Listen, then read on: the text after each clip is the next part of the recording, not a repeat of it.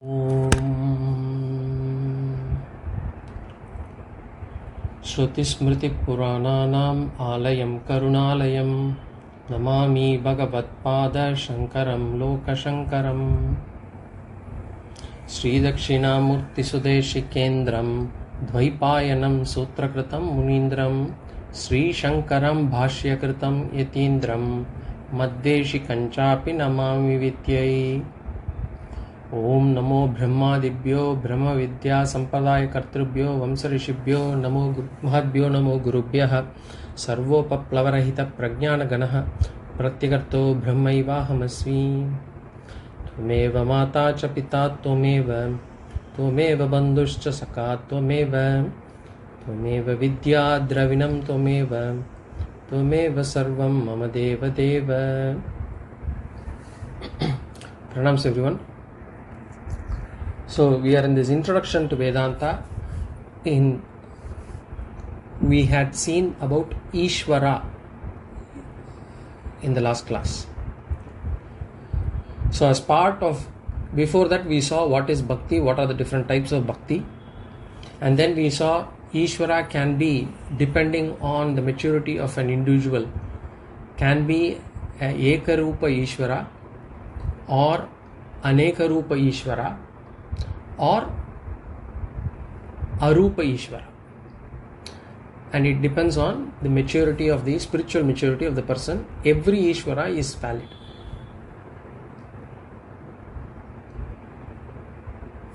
And in the forms of Bhakti also we saw that Ishvara, Bhakti towards Ishvara can be either a Manda Bhakti or a Madhyama Bhakti or Uttama Bhakti, depending on whether that person is using Ishvara as the means or Ishvara as the goal, or he is not seeing any difference between himself and Ishvara.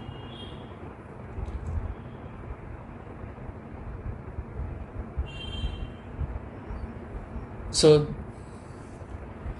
and why this Bhakti, this Ekarupa Ishvara, this Anekarupa Ishvara and this Arupa Ishvara, if we have to identify the sadhanas one performs when a person is in the Ekarupa stage is Karma Yoga. The sadhana that one has to perform when he is at the Anekarupa stage, or the sadhanas to be able to identify Ishvara as an Anekarupa, is Upasana Yoga. And the sadhana that one has to perform to identify Ishvara as Arupa is Jnana Yoga. So as long as a person is in Karma Yoga stage, the person would be identifying Ishvara as Ekarupa. And as the person matures and gets into Upasana Yoga, then he would be able to recognize Ishvara as everything around him as Ishvara. And as a person comes and gets into Jnana Yoga, there he would be able to recognize Ishvara as Arupa. And why we are doing this Karma Yoga, Upasana Yoga and Jnana Yoga? Karma Yoga, Upasana Yoga and Jnana Yoga are the sadhanas one has to perform to get moksha. Moksha is liberation from samsara. Samsara can be defined in two ways. One, peace, security and happiness that one gets in this life. That is freedom from samsara. That is also called liberation. Another liberation is liberating oneself from the cycle of birth and death. So the first one is Jivan Mukti. The second one is Videha Mukti. Now we said Jnana Yoga is the place where Jnana Yoga is the sadhana that gives a direct, it is the sadhana it's a direct sadhana for moksha. If a person performs Karma Yoga, and does not proceed to do upasana or jnana yoga, he will not get moksha. Only jnana yoga, only when he completes jnana yoga, he would be able to get moksha. Now, to enter jnana yoga, to be able to understand the concepts that are provided in jnana yoga, a student would have to have qualifications. Just like in any other education, in any other system, whenever we have to get into any course, there are some prerequisites, and those prerequisites can be called as qualifications. And similarly, to enter jnana yoga, to understand the concepts that are given around self, Ishvara and Jagat, around Jiva, Jagat and Ishvara, a person would have to have qualifications to be able to understand them. Without these qualifications, if one goes into this self-enquiry,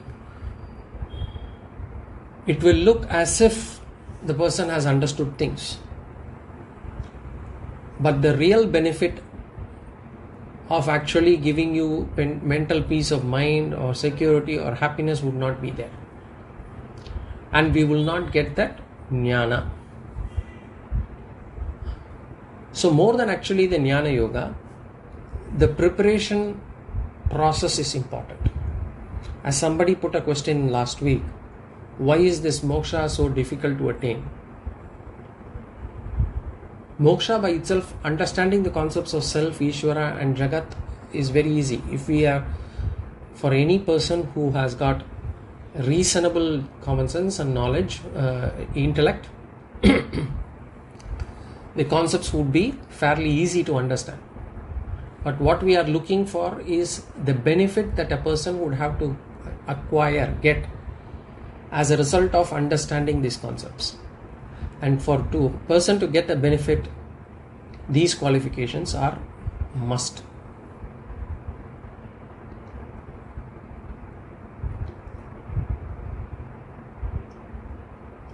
The analogy that I can give is, if we are hungry and if we have to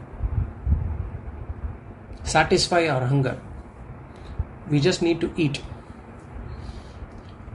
So eating takes about 10 minutes and we would be relieved of hunger.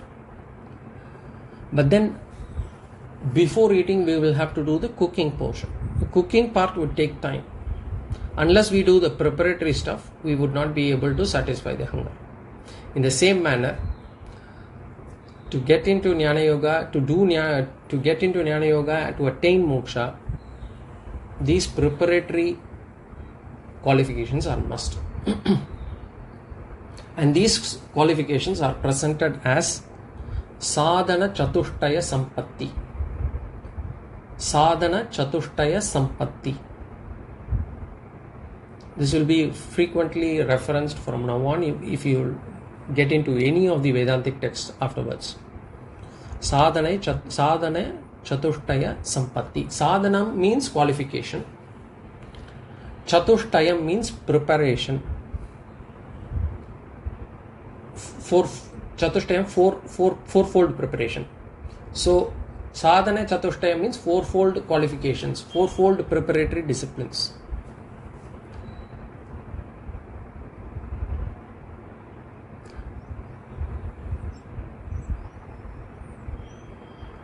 And these fourfold qualifications are extremely important.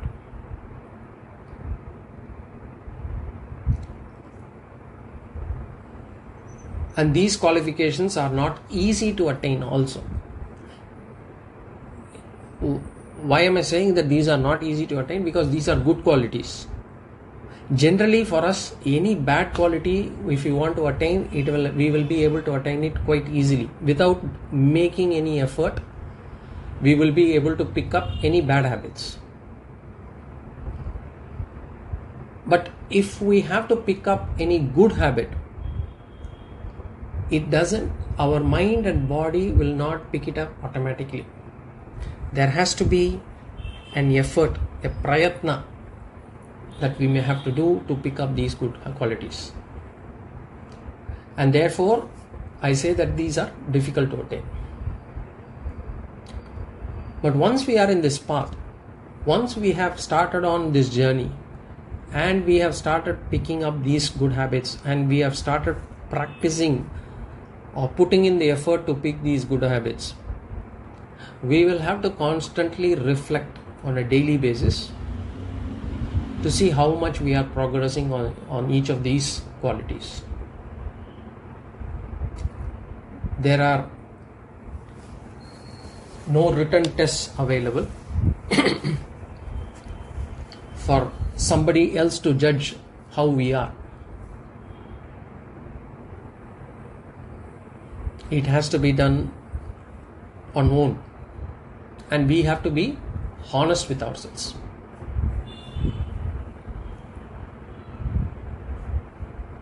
Now the next question would be, okay, if I have to get these sadhanas, should I then wait until I get these qualifications, until I get in, before I can get into Jnana Yoga, Shravanam part of Jnana Yoga? The answer is, these sadhanas can go along with our scriptural study, Shravanam. As we keep progressing on these shastras, we can also see, as we are getting more and more qualifications, we can see that we are getting more and more clarity on the Shravana of the shastras. Because this makes our every sadhana that we do to go and attain these fourfold qualifications, as we progress on them, we will see that we will be getting more and more clarity from the shastras. The same shastras, if we keep listening again, if we listen again, we would have much more clarity. And that's why Shravanam is, in terms of concepts, it's only simple concepts, but we will have to keep listening to it again and again. This class itself, if we probably start hearing this again now, starting from the beginning, probably there will be much more clarity as against what it is now.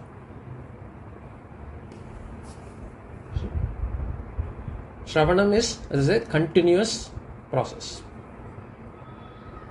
Now let's come to these qualifications. Sadhana Chatushtaya Sampatti. So the four qualifications, what are they? The first one, Viveka. Viveka means, in English we can call it as discrimination. Discrimination by nature, it can be a negative connotation, but this is the real meaning. We will discuss that. Discrimination, Viveka. The second one is Vairagya. Vairagya means dispassion. Vairagya is dispassion. The third one is Mumukshutvam.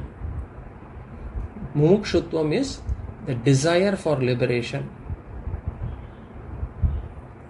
desire for moksha. And the last one is Shatka Sampatti. Shatka Sampatti, sixfold wealth, or in other words, discipline. So Viveka, Vairagya, Mumukshutvam and Shatka Sampatti. In English, discrimination, dispassion, desire and discipline. So 4 Ds.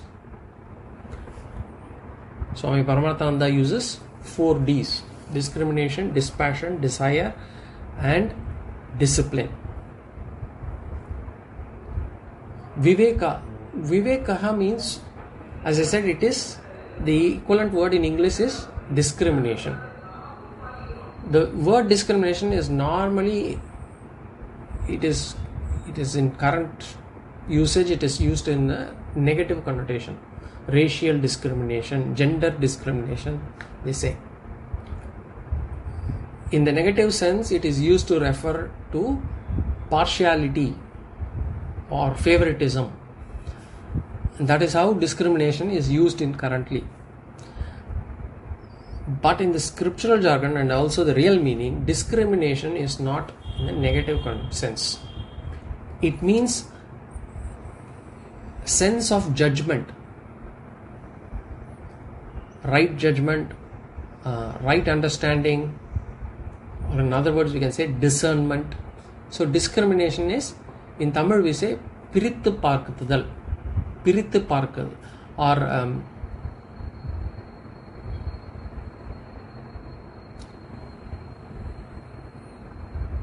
Pagutharidal. In Tamil they say Pagutharidal is discrimination. Discrimination can also mean separation. When we say we have to separate, so discrimination means separation. So Viveka means we say discrimination, and discrimination means separation. Now then the question is, if it has to be separated, then what has been mingled? Something has to be mixed, only then we can separate.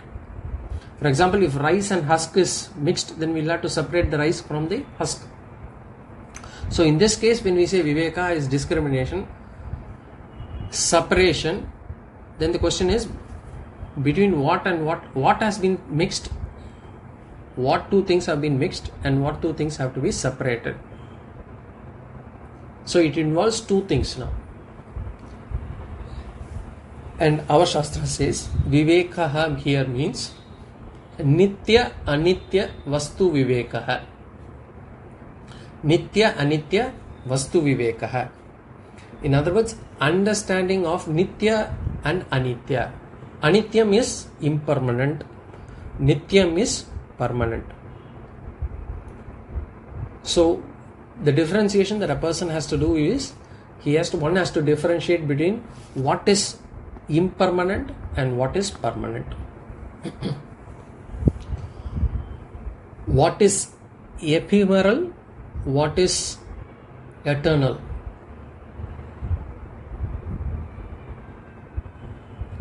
That discrimination one has to do. And so how are we to understand this? What is impermanent and what is permanent? It means to us then the Nitya and the Anitya Vastu has already mingled, and it is not evident for us. It is not evident to us that these two are mingled, and hence we have to take an effort to differentiate this and understand properly.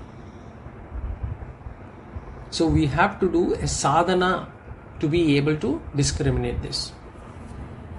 So let's understand a little bit more on this. So if you look at this universe, we discover one fact, that the whole world or the creation, it exists within space, within time. Or in other words, we can say that therefore there is no object of creation that is beyond space and time. Every object is here within the space. If you say sun is within space. Moon, stars, other planets, everything is within space. So within space, within time.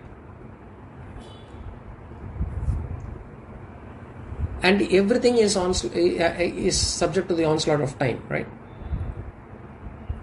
Kalaha kridati gacchati ayuhu, you say. Kalaha kridati gacchati ayuhu. This onslaught of time on every object, or every object is attacked by time. In other words, which means every object is subject to birth and consequently subject to death also. So when we look at this mountain, some of the things may look eternal. This building may look eternal, but this has also got a life. The tree might have been there for 3 generations, but even that has got a life.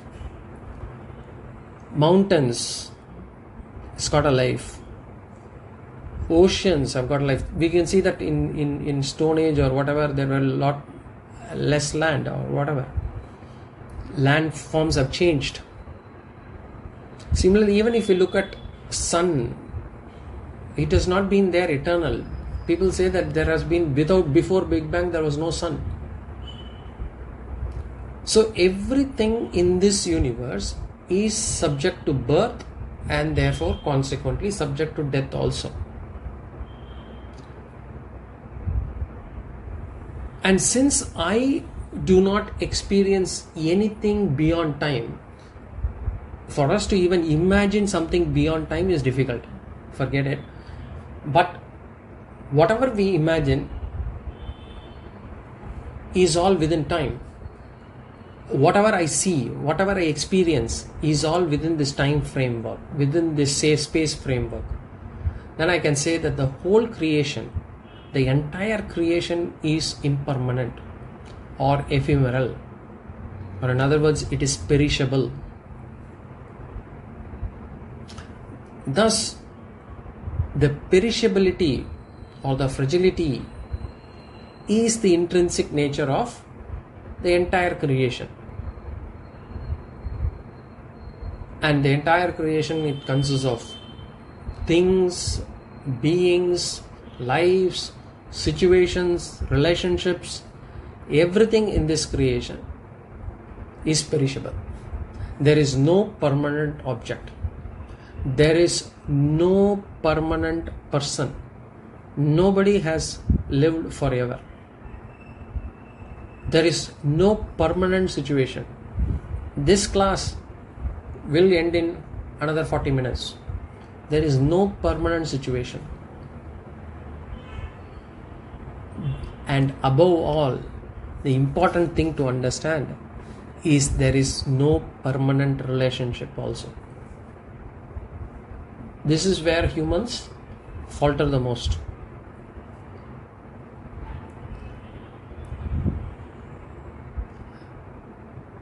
And since the whole world is perishable,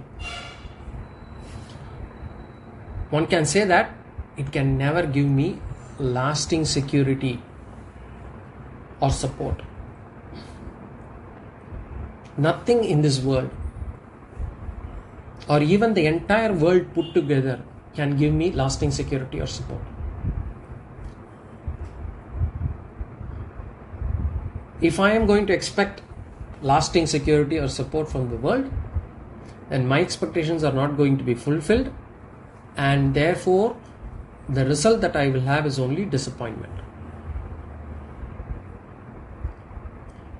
But we believe we will get lasting security and support, and therefore we think we acquire one more thing in this life which will give me lasting security and support. We go, we do our actions, we perform actions, and we take effort in acquiring that thing. Either it could be a house, it could be some wealth, it could be some person in life, it could be a relationship. We think this person or this object or this money or this house or this stock is going to give me support and security. But if that is the case, then we would stop with that. But we know that it is not permanent, and therefore we go and try to acquire something more. We spend our entire lifetime for getting or attaining all these perishable things, all these impermanent relationships, in the hope that they will stay with us forever. And if they don't, we will try to have another backup. And if there is no backup, we'll try to create another backup. So our experience clearly shows that things will never be forever.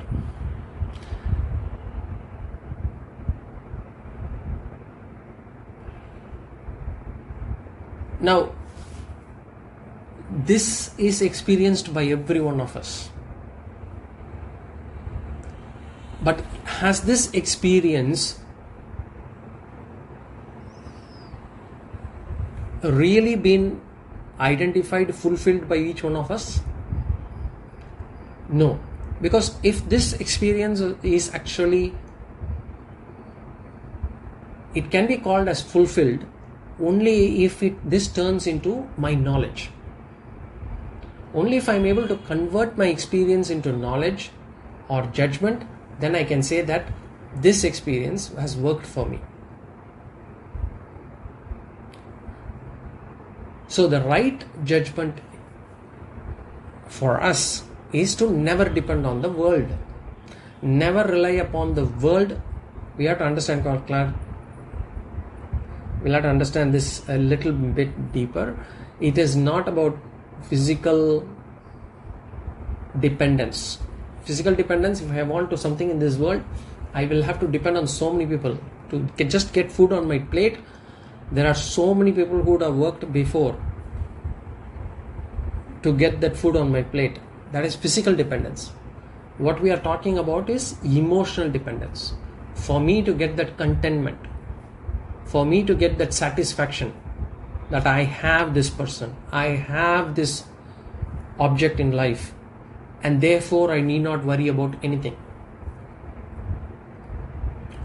That our experience shows that it is not possible with any relationship, any object.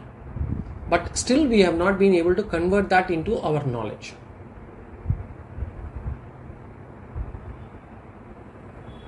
And this, what is this knowledge? The knowledge is that the world cannot give me a lasting security and support. The world is an anitya vastu. It is an impermanent object. This knowledge, the moment I am able to get this knowledge with conviction, and I am able to actually reflect that in my actions, as in within my attitude, as in reflect that in attitude, then that is called as vivekaha. What is viveka? The viveka is that knowledge that the world is impermanent. And what is impermanent? My relationships, my objects, my possessions, my situations. It is all impermanent. And not just that, even my body, it includes my body also. My body is also not permanent. And for me to understand that everything is impermanent, it is not necessary that I have to experience everything to know that everything is impermanent. Some of the things, so I don't need to have friendships or relationships with everyone in this world to understand that relationships are impermanent. I don't need to buy all the things in life to actually know that everything is impermanent. Some things I learn from experience, some things I look at others' experience and understand.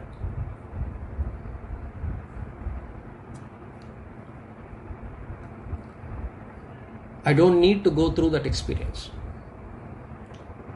For example, a poor man need not become rich to understand that money cannot give happiness. He can just see a rich man also go through pain.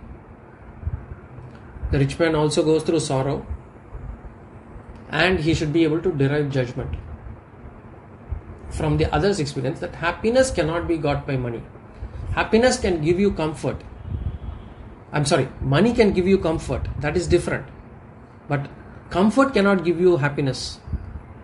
A person can be comfortably unhappy also.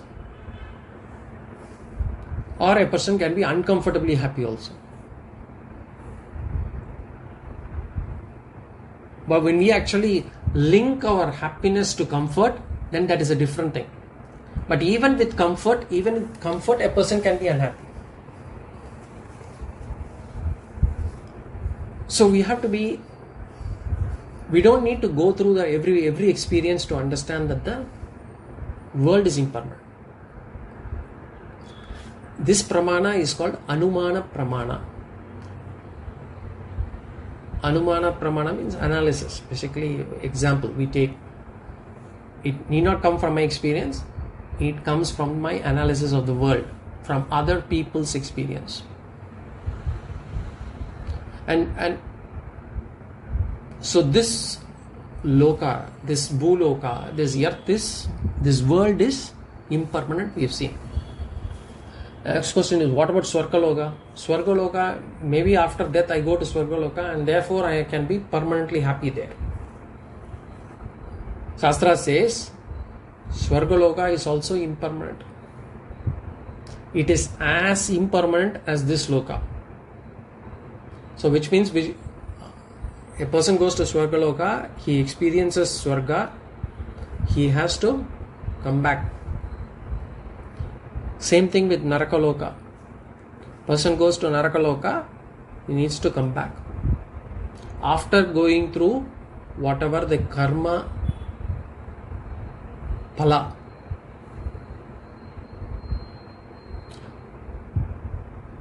So we can arrive that the world is impermanent through these things. One is Shruti. Shruti meaning Shastras saying that. Shruti means Vedas. Shruti saying that the world is impermanent. But for that I don't even need Shruti. My Yukti and Anubhava itself tells me that the world is impermanent. But for Swargaloka and Narakaloka, because I have not been there, I don't have memories of that, I go with what Shruti says, and Shruti says Swargaloka and Narakaloka are impermanent. So now the question is, world is impermanent. This is called as Viveka. If I am able to bring this into my knowledge, it becomes Viveka. If I am able to bring this into my intellect, it becomes Viveka. Now does that mean that the world is now useless? The world should be rejected. Should I reject this world? Answer is no. The world can still give a lot of things, and we have to use the world for the right purpose. The world can give us entertainment. The world can give us education. The world can give us opportunity for service, opportunity for growth. It's all fine. The world is a great place. But when it comes to giving a lasting security and support, when it gives to the happiness and contentment, the peace, security and the happiness that we are looking for, then leaning on the world is risky. And Swami Paramatmananda says the world is like a cardboard chair. A beautiful chair of cardboard, somebody has done it, painted it, and it looks so real. We can keep it in the showcase, but it cannot be used for sitting down. The same manner, the world is a beautiful place. We can get a lot of things from the world, but certainly not peace, security and happiness. This is the wisdom that one has to have with regards to the anitya vastu. So I cannot lean on the anitya vastu. I cannot lean on the world. I cannot sit on the cardboard chair. And if I want to lean on something, then I want lasting security and support. And what can that be? It can be only a nitya vastu. A nitya vastu, a permanent thing, only can give me lasting peace, security. So permanent, eternal thing. Now the question is there something which is permanent? Is there something which is eternal? The Shastra says there is a permanent thing. In Jnana Yoga, in Vedantic concepts, it is called as Brahman. Brahman is permanent, eternal. The same Brahman, if a person hasn't come to Vedanta, but is in the initial stages of spirituality, when he is a little bit religious, and if we have to use that in Puranic language, then this permanent thing is called as Ishvara.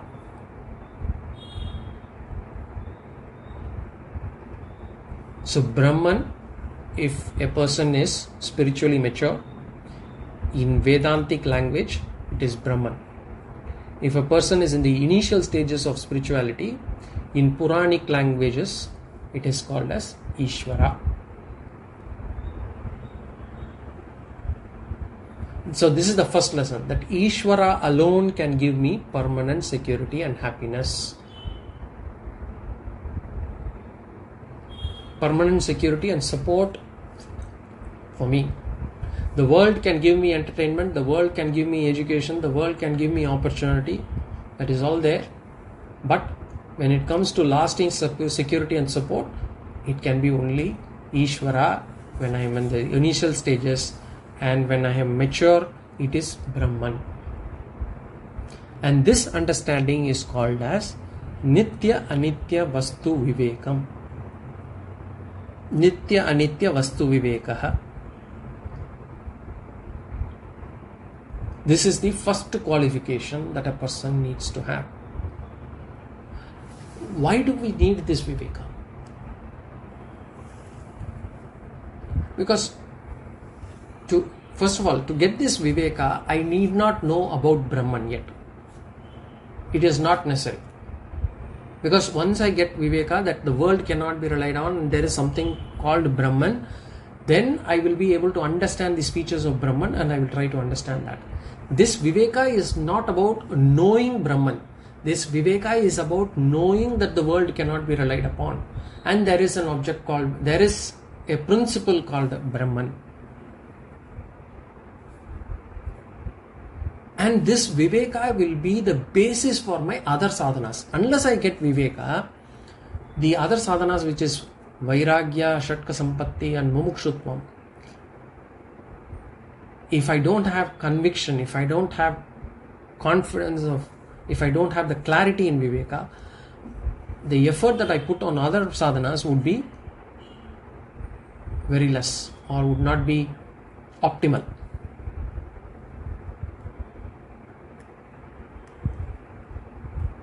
So without Viveka, I won't be able to attain other sadhanas. I will not be able to do even Vedanta Shravanam properly. So having this Viveka is important.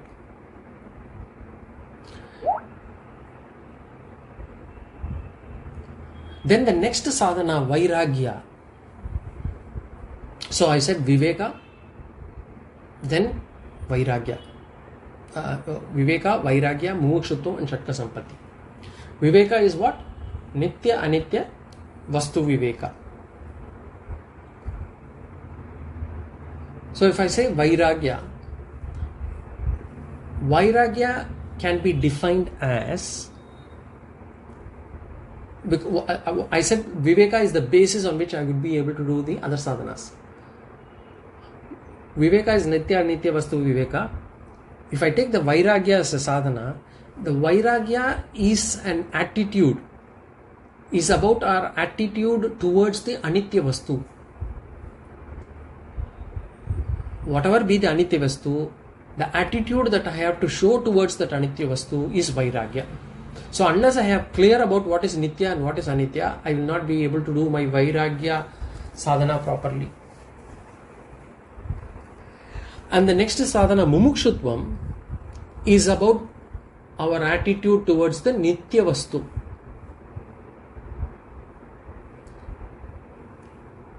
So Viveka is Nitya Anitya Vastu Viveka. Vairagya is my attitude towards Anitya Vastu. Mumukshutvam is my attitude towards the Nitya Vastu.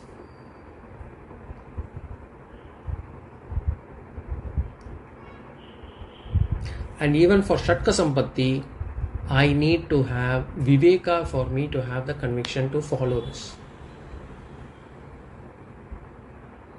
So now, to gain Viveka, it requires some effort.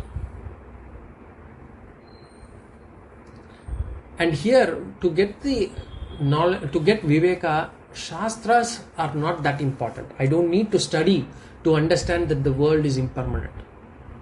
I experience it day in and day out. The person, I think this person is going to give me emotional support. But does that happen 24/7, 365 days a year? We cannot rely on anyone to provide us emotional support. We think a particular object, we think if we go to that house, we will become happy.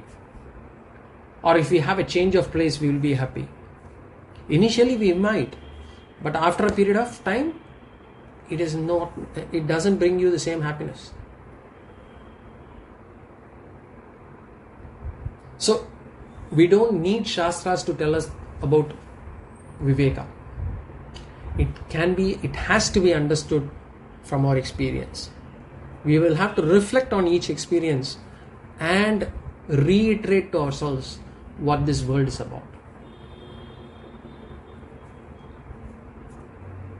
And if a person is not able to learn through experience, and if the Shastras say that the world is impermanent, the words in the Shastra will not make any impact on that person. That will remain as words. It may not actually register. Because as a person, if a person is actually keeps going, looking for relationships which is going to give me emotional support, emotional security, knowing fully well that no relationship can give permanent security, permanent support.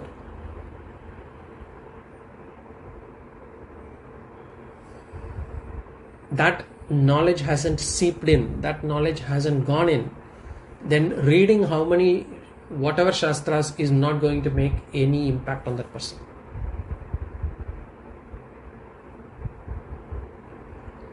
So experience is the only way through which we gain Viveka. And the question is, I do understand at times that the world is impermanent, these relationships are impermanent, but why is this Viveka not evident to me? Why do I seem to falter? Why do I seem to go back again and again, make the same mistake? The answer is, it is not evident because of Raga Dvesha, because of our likes and dislikes. The likes and dislikes cover our judgment. It covers our intellect. And it doesn't let the intellect register properly. It doesn't let this knowledge register in our intellect properly.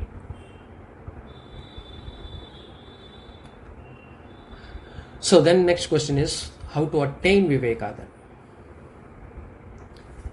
The answer is Karma Yoga. Karma Yoga as the sadhana. With Karma Yoga as the sadhana, we will be able to remove strong likes and dislikes. And as we remove strong likes and dislikes, this Viveka will gradually dawn upon us. We can see that the world is becoming impermanent. Not that I will not run away from the world. I will not have anything against the world. I just will understand its swabhava, understands the nature of the world. I'll be able to understand. Right now we understand and we don't accept it, and that's why there is a disappointment. As we do Karma Yoga, as our likes and dislikes get reduced, I will be able to understand, get that knowledge, and I will be able to accept it. So the Karma Yoga is the upayam here. Karma Yoga, if I have to put a simple sentence, what is Karma Yoga? A life of dharma, dharmic lifestyle. As long as one practices dharma is what? In this context, I would say righteousness. To follow the right thing, in any situation, not letting our likes and dislikes crowded in the way of decisions, having a rational mind when taking decisions, not getting my emotional faculty come in the way of my judgment.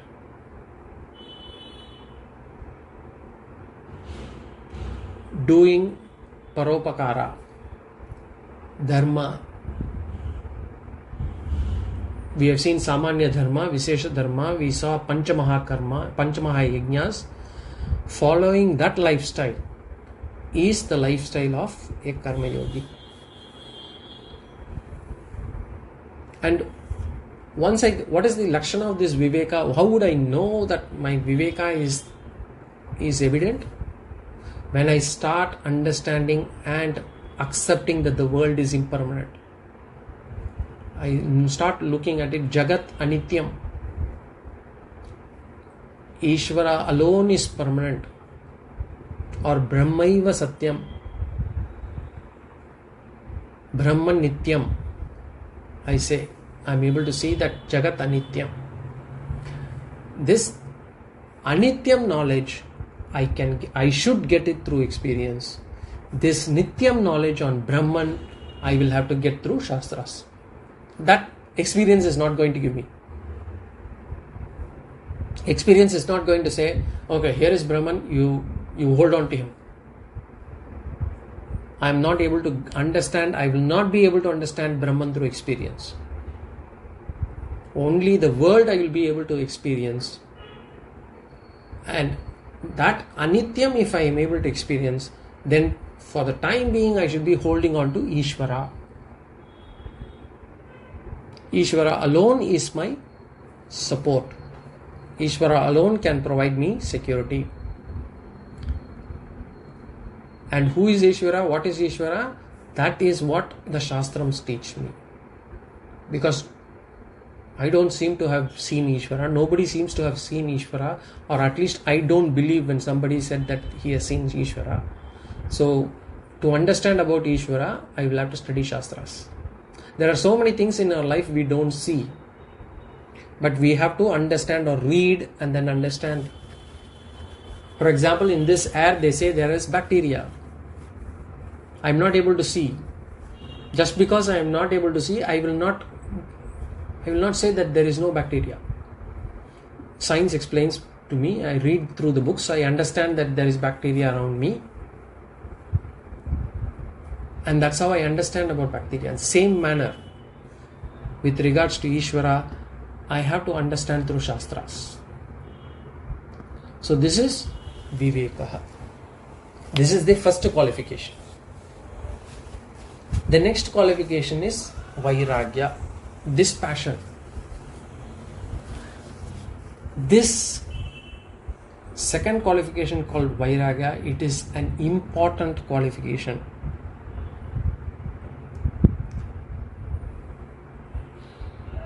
Of all the 9 qualifications, because as I said, what? Sadhana Chatushtayam is 4.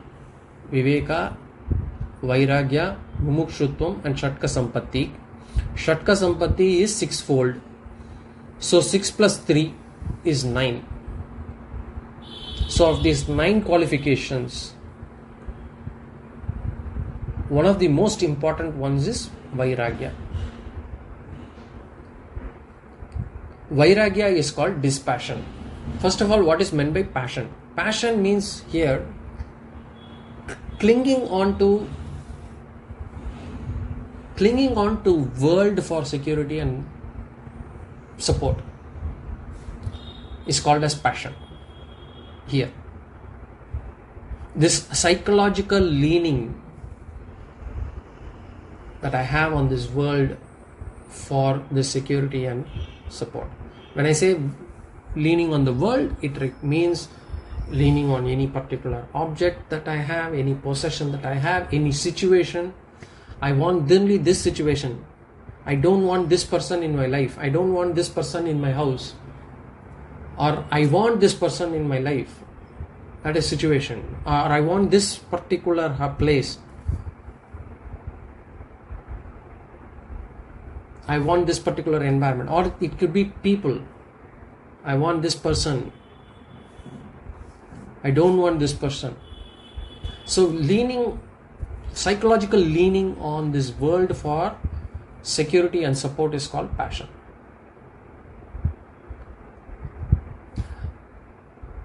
Using the world for transactional purposes. Everybody has come for a reason, and you are there, I am there, I've got certain things to transact, and those have been listed out how I have to transact in the form of shastras. As long as I actually follow that, then that is not called passion.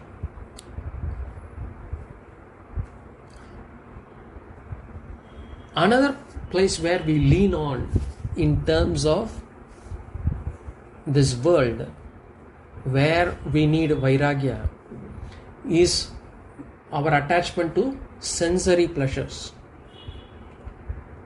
Sensory pleasures include the 5 Jnanendriyas.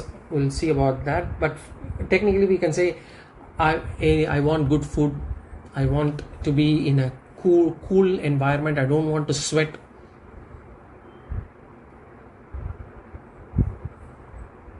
I want to have I don't want to be in a place, dirty place. There are a lot of these. We look for some pleasures, not just for dirty place. I want to be in a nice environment, I want to have good food, I want to have good clothing. Sensory pleasures we get attached to also. I cannot live without morning coffee. That is a sensory pleasure. So this attachment to sensory pleasures, every attachment is also called a passion. So vairagya means ragasya bhava. Raga means what? Like. Raga dvesha, we saw raga means likes, strong likes. So viraga bhava means not having strong likes, not having attachment to these sensory pleasures is also vairagya. As I said earlier, viveka makes us differentiate between nitya and anitya vastu, and then the bhavana that I have to show on anitya vastu is vairagya.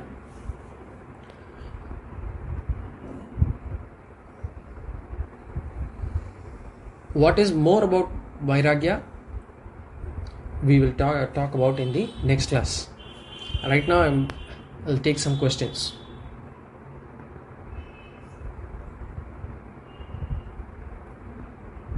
Is Arupa Ishvara Brahman then? Yes, it is. Okay, any other question? Humans can be reborn as any form, plants or animals too. How will the karma be carried forward or get reduced in these lower forms? How is good karma accumulated by these forms to get a human birth? We will see karma theory in detail in later classes, because this requires a lengthy answer, and I would think that most of the things that we cover in the classes would be able to help you understand help you get the answer. So I don't want to do it now. According to Garuda Purana, the pabams are taken care through the punishments bestowed on the departed soul based on his or her karma in various stages. The karma of the person should be then nullified, right? Or is this another school of thought only? Depending on the pabam, some of them are through hell, some of them you experience in this world. So it is not always through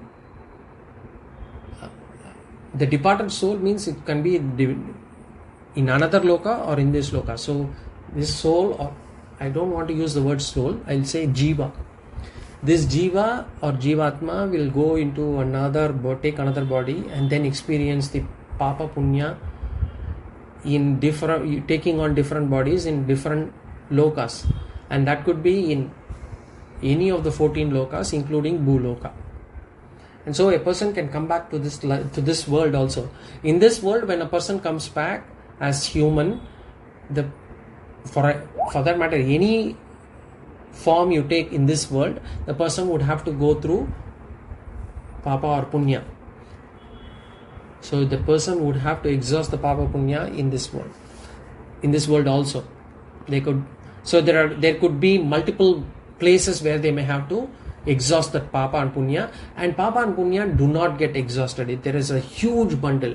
We will not be, as we actually try to exhaust, we will be accumulating as humans also. If Brahman is Arupa and transcendental, is this formless Ishvara also unaware of human existence, indifferent to our existence?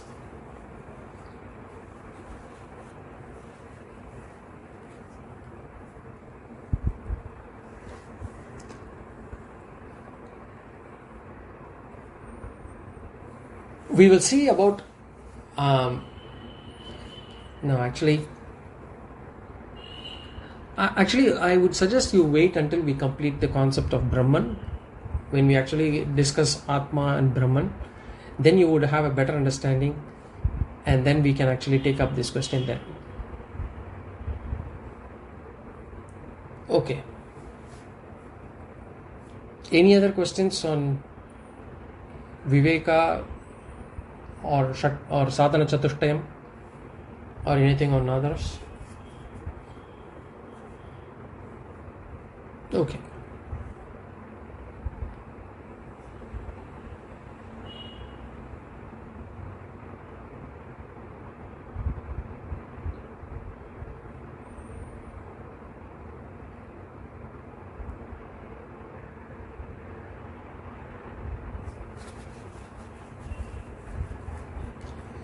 I saw Sundar typing. Is there a question?